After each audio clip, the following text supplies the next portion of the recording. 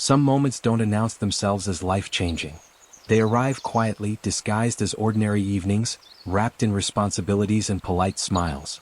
That was how it began for Clara Bennett, under golden chandeliers and the hum of carefully curated elegance at Coleford Estate. Clara had built her reputation on composure. After her public heartbreak a year ago, she had promised herself two things: never mix business with emotion and never allow a charming stranger to unbalance her again. As the lead event planner for the estate's grand reopening gala, she moved through the ballroom like a conductor, adjusting floral placements, whispering instructions into her headset, ensuring every detail whispered perfection. But perfection is fragile. A minor crisis with the lighting sent her hurrying toward the terrace corridor in search of the technician. The hallway was dim, quieter than the glittering ballroom beyond it. In her haste, her heel caught against the carpet's edge. She didn't fall, because someone caught her. A firm hand steadied her waist. Another caught her trembling fingers before they hit the marble floor. "Careful," a calm, low voice murmured. Clara looked up into unfamiliar eyes, steady, observant, holding a hint of amusement. He wore a tailored black suit, simple but expensive. Not flashy. Intentional. "I'm fine," she insisted, though her pulse disagreed. "Of course you are," he replied smoothly. "You look like someone who never drops anything." The air between them shifted, charged, curious. For a suspended moment, the gala faded. She became aware only of his hand still at her side and the surprising warmth it carried. Then he stepped back as if aware he'd crossed an invisible line. "I hope the rest of your night runs smoothly," he said, offering a half-smile that lingered longer than politeness required. Before she could ask his name, he disappeared into the glow of the ballroom. And Clara, steady and professional Clara, found herself wondering why a stranger's touch felt less accidental than destiny. The evening refused to return to normal after that brief encounter. Though Clara Bennett resumed her steady rhythm, checking the catering stations, confirming the auction items, smoothing over minor guest complaints, her thoughts drifted toward the stranger with a quiet confidence. She told herself it was irritation. Curiosity. Nothing more. But curiosity has a pulse. Just as the mayor stepped up to deliver his keynote speech, the chandeliers flickered. A soft murmur swept through the ballroom. Then everything went dark. Gasps followed. A glass shattered somewhere near the bar. Clara's instincts took over instantly. "Stay calm, everyone," she called out, already moving toward the emergency panel she'd memorized earlier that afternoon. The darkness felt thicker in the hallway, swallowing shapes and shadows alike. She quickened her pace, until a hand gently but firmly pulled her back against the wall. "Easy," that same calm voice whispered close to her ear. "There's broken glass ahead." Her breath caught. Even without light, she recognized the steadiness in his tone. The way his presence felt deliberate, not accidental. "I can manage," she whispered back, though her hands instinctively found his jacket sleeve. "I know you can," he replied softly. For a suspended heartbeat, neither moved. The world felt reduced to the warmth of shared breath and the distant murmur of unsettled guests. Then, without warning yet without force, he leaned in. The kiss was brief, soft but certain. Not rushed. Not careless. It held intention, like a promise spoken without words. Clara froze, stunned not by offense but by recognition, something deeper than surprise. The emergency lights flickered back on, pale and steady. She stared at him, her voice barely more than air. "You kissed me?" His gaze didn't waver. If anything, it deepened. "I'll do it again," he promised quietly. And before she could gather herself, or demand answers, he stepped back into the now bright corridor and disappeared into the returning noise of the gala, leaving Clara standing there, breathless, shaken, and unexpectedly aware that something irreversible had just begun. Morning light has a way of exposing what the night tries to romanticize. Clara Bennett sat at her kitchen table with a cup of coffee gone cold, determined to convince herself that the kiss had been nothing more than a reckless moment in the dark. She had handled far worse than an unexpected stranger with confidence in his voice. Still, her fingers hovered over her tablet as she reviewed post-gala reports. Emails flooded her inbox. Thank you notes, invoices, media coverage. One subject line stood out. Press release. Coleford Estate announces new owner and visionary sponsor. Clara exhaled slowly and opened it. A polished photograph loaded at the top of the article. The headline praised the estate's revival under the leadership of entrepreneur and investor Ethan Cole. Her breath stopped. The tailored suit. The steady gaze. The quiet intensity. It was him. The stranger in the hallway. The man who kissed her. Ethan Cole. She read quickly now, pulse rising. Reclusive tech investor. Known for acquiring historic properties and transforming them into community hubs. Private. Strategic. Brilliant. And then the final line struck harder than the rest. Ethan Cole had once been involved in a high-profile business fallout with Nathan Bennett, her brother. Clara leaned back in her chair, the pieces sliding into place with uncomfortable precision. Nathan rarely spoke about the failed venture from years ago, only that a former partner's ambition had cost him everything. The resentment had lingered like a shadow ever since. And now that shadow had a name. Ethan Cole hadn't been just a stranger in the dark. He had known exactly who she was. The realization settled deep in her chest, not as betrayal but as something more complicated. The kiss had not been accidental. It had been deliberate. And Clara couldn't decide whether that made her furious or dangerously curious about why. Clara believed in professionalism. It was the one shield she trusted completely.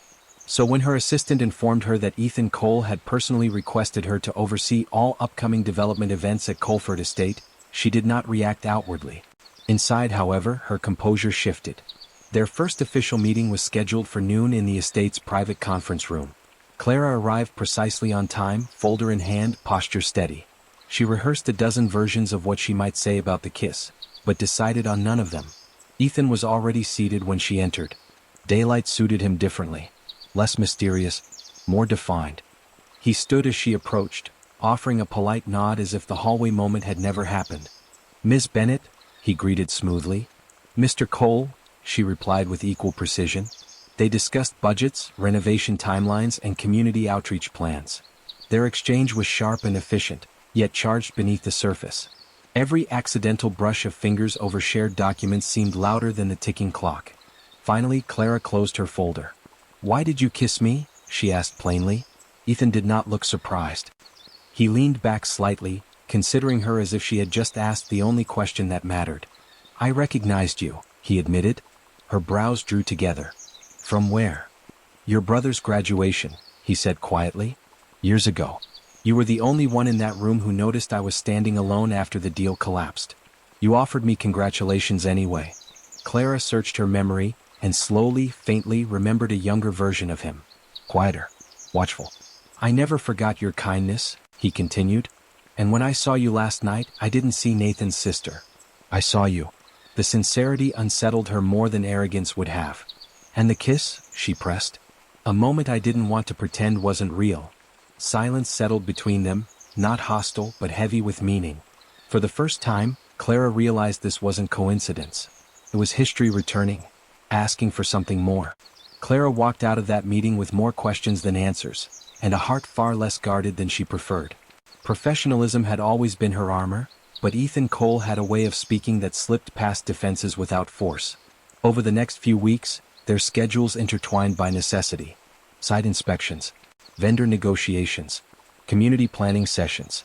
They moved in sync, sometimes without speaking, understanding each other's expectations with quiet efficiency. Still, Clara refused to let the past, or that kiss, go undefined. One late afternoon, after reviewing renovation blueprints in the estate's library, she finally said what had been building inside her. "You should have told me who you were that night." Ethan didn't deny it. He closed the folder in front of him and met her gaze. "I didn't want my name to decide how you looked at me," he replied calmly. "I wanted one honest moment." She studied him carefully. "And was it?" "Yes." The certainty in his voice left no room for doubt. Clara exhaled slowly. "My brother thinks you ruined his career." Ethan's expression shifted, not defensive but weary. "The investor pulled funding from both of us. I tried to reach Nathan afterward. He never answered." The quiet confession softened something inside her. She saw not the polished entrepreneur from headlines, but a man who had carried misunderstanding for years. "You could have corrected the story publicly," she said. "I didn't want to embarrass him," Ethan answered simply. Pride can wound deeper than loss. The honesty lingered between them. Without thinking too much, Clara stepped closer. Not as a challenge. Not as surrender. Just as acknowledgement. When he opened his arms, it wasn't dramatic. It was steady. She allowed herself to rest there just for a moment. The embrace wasn't urgent or complicated. It was grounding, two people standing in truth instead of assumption. And for the first time since that night in the dark, Clara didn't feel startled. She felt certain that whatever was unfolding between them wasn't reckless. It was real. Secrets rarely stay hidden for long, especially not in families where loyalty runs deep. Nathan Bennett found out on a Tuesday afternoon. Clara had just returned home when she saw his car parked outside her apartment building.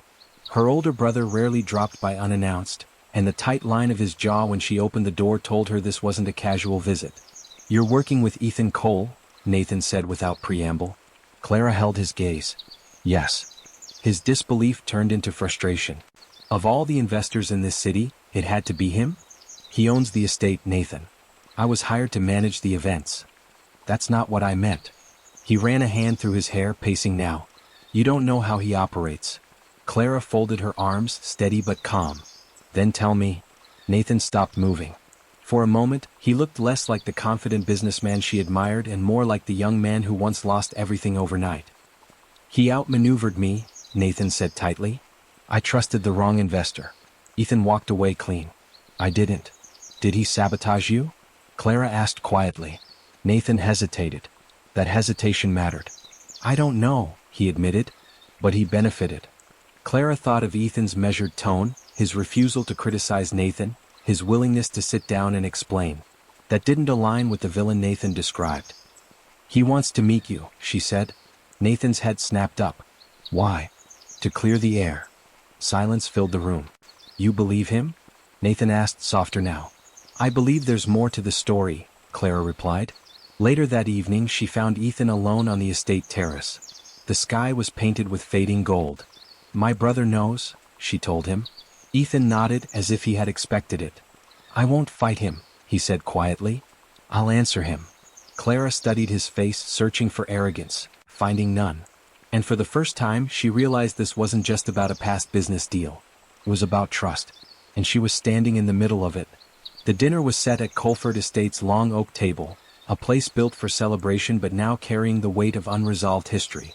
Clara sat between the two men, feeling less like a mediator and more like a bridge that might collapse if either side pushed too hard. Nathan arrived guarded, his handshake with Ethan brief and formal. Ethan, composed as ever, did not attempt charm or defense. He simply waited. It was Ethan who spoke first. "The investor who withdrew funding," he began calmly, "had already planned to consolidate both projects under his own firm. We were never meant to succeed independently." Nathan's jaw tightened. "You're saying we were both set up?" "Yes." Ethan slid a folder across the table. Old email records, contract clauses, timelines Clara had never seen. Nathan studied them slowly. The room grew quiet except for the turning of pages. "I tried calling you after the announcement," Ethan continued. "I thought we could fight it together." "I thought you had insider knowledge," Nathan admitted, his voice losing its sharp edge. "You seemed prepared." "I prepared because I suspected instability, not betrayal." The truth didn't arrive dramatically. It settled, piece by piece, like dust finally disturbed after years of stillness. Clara watched her brother's posture shift from accusation to reflection. Pride had built the distance. Misunderstanding had preserved it. Finally, Nathan looked up. "If this is true, then we both lost." "Yes," Ethan replied. "But we don't have to keep losing." The tension in the room loosened, not completely gone but softened by clarity. Later that evening, Clara stepped onto the terrace to breathe. She found Ethan there, hands resting lightly on the stone railing. "You didn't defend yourself all these years," she said. "I hoped time would," he answered quietly. She moved closer, not out of obligation but understanding. This time, when she stepped into his arms, it wasn't uncertainty that guided her. It was choice. And for the first time, the past no longer stood between them. The days after the dinner felt lighter, though nothing outwardly dramatic had changed. Coleford Estate still buzzed with contractors and planners. Schedules still demanded attention. Yet something unseen had shifted. Nathan had gone quiet, not distant but thoughtful. He requested copies of the documents Ethan had presented and spent evenings reviewing them. Clara didn't push. She understood pride needed space to untangle itself. One afternoon, Nathan called her. "You were right," he said simply. "I missed things back then. I was angry. I assumed the worst." Clara closed her eyes in relief. "What will you do?" There was a pause. "I'll talk to him. Properly this time." That conversation happened without her present. When it ended, neither man emerged triumphant, but they shook hands. Not as rivals. as professionals who finally understood the truth. That evening, Clara walked the estate grounds alone. The garden lights flickered softly as dusk settled in. She found Ethan near the fountain, sleeves rolled back, reviewing architectural sketches. "It's over," she told him. He looked up. "Over?" The resentment. "Nathan knows." Ethan exhaled slowly, as if releasing years of quiet tension. "I never wanted to stand between you and your family." "You don't?" she said firmly. Silence lingered, not heavy but expectant. Clara stepped closer, her voice softer now. "That night in the hallway. I thought the kiss surprised me." Ethan's expression gentled. "It didn't," she admitted. "It felt familiar. Like I already knew you." He set the sketches aside. "I saw you before you saw me," he said quietly. "But I never approached you. I didn't want my history to complicate your future." "And now?" she asked. "Now I don't want fear to decide anything." Clara reached for his hands. "Then let's not let it." It wasn't a dramatic declaration. It was a decision, steady and mutual. For the first time, she wasn't reacting to a moment. She was choosing it. The gala at Coleford Estate had returned, grander than the previous one. Crystal chandeliers hung like captured starlight, reflecting off polished marble floors. Guests arrived in a wave of color and conversation, oblivious to the quiet anticipation building between Clara and Ethan. Clara moved gracefully through the crowd, greeting attendees, double-checking seating arrangements, and ensuring the evening flowed seamlessly. Yet her thoughts kept drifting to the terrace balcony, the very place where everything had begun. She knew he would be there. She knew she wanted him there. Sure enough, as the gala reached its peak, Ethan appeared behind her. His presence was calm, magnetic, impossible to ignore. He gestured toward the balcony. "Shall we step outside for a moment?" Clara hesitated, though only briefly. She allowed herself to follow, letting the crowd and noise fall away until they were alone beneath the open sky, stars above and soft lights twinkling around the garden. She turned to him, a teasing lift of her brow on her lips. "You kissed me?" she whispered, the memory of the first kiss lingering fresh in her mind. "I told you I'd do it again," Ethan replied, a faint, confident smile tugging at his mouth. Clara laughed softly, a sound light with relief and something warmer. She didn't wait. She stepped closer, closing the distance, and kissed him first this time. It was steady, intentional, filled with the promise that had started months ago and had only grown stronger. When they pulled back slightly, Ethan held her hands, his gaze steady and unflinching. "No more secrets," he said. "No more," Clara agreed, her heart full. For the first time, neither history nor hesitation dictated their actions. They simply existed together in that moment, grounded in understanding, trust, and mutual choice. The promise made in darkness had finally returned under the light, and this time, it was theirs to keep. Months passed, and the quiet hum of life at Coleford Estate became a rhythm Clara and Ethan both cherished. The estate, once a symbol of past misunderstandings and missed opportunities, now thrived under their shared care. Clara managing the events with her usual precision, Ethan supporting from behind the scenes with steady guidance. Together, they had transformed a place of history into a place of new beginnings. Nathan had grown to respect Ethan, the old tension replaced by cautious admiration. Even Lillian, Clara's best friend, often teased her about how seriously in love she appeared, though Clara would only smile knowingly. Every day felt deliberate, every small interaction infused with trust that had been built slowly, honestly. One quiet evening, the estate's garden was bathed in soft, warm light from strings of lanterns swaying gently in the breeze. Clara walked along the stone path, the faint scent of blooming roses filling the air. Ethan was waiting near the fountain, the place where she had first realized she could trust him. He stepped forward, taking her hands in his eyes reflecting the golden glow around them. "Clara," he said softly, "you've given me more than a second chance at the estate, more than a second chance at trust. You've given me a future. Will you let me build it with you?" Clara felt warmth bloom in her chest, the culmination of months filled with laughter, honesty, and steady moments of connection. She nodded, her voice sure and steady. "Yes, Ethan. I'll build it with you."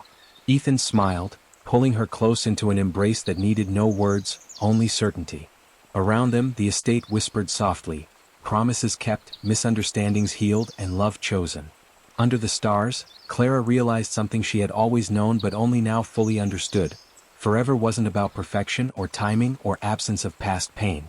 Forever was about recognition, trust, and the courage to step into it together. And at Coleford Estate, Clara and Ethan did exactly that.